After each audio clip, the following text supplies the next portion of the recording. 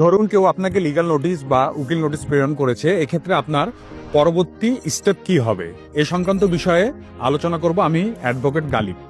Legal notice মানেই মামলা নয়। কারো বিরুদ্ধে কোনো অভিযোগ থাকলে সাধারণত আইনজীবীর মাধ্যমে বাদী যে নোটিশটি পাঠায় তাকে বলে লিগ্যাল নোটিশ বা উকিল নোটিশ। তবে উকিল নোটিশ মামলা নয়, মামলা মোকদ্দমা করার পূর্ব প্রস্তুতি হিসাবে ধরা হয়।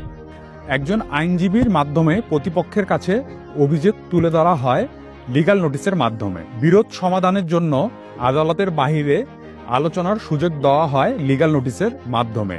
আইনি পদক্ষেপের আগে প্রমাণ রাখা যে প্রতিপক্ষকে অবহিত করা হয়েছে, এছাড়াও প্রতিপক্ষকে আইনি দায়িত্ব সম্পর্কে সতর্ক করা হয়েছে। তাই লিগ্যাল নোটিশ পেলে ভয় পাবার কোনো কারণ নেই।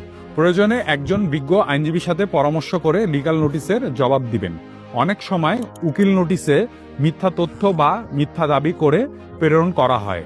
এক্ষেত্রে একজন পারিবারিক, ফৌজদারি বা দেওয়ানি আইনজীবী মামলার ধরনের উপর নির্ভর করে নিয়োগ করুন। তারা আপনার পরিস্থিতি বিশ্লেষণ করে সঠিক পরামর্শ দিবেন।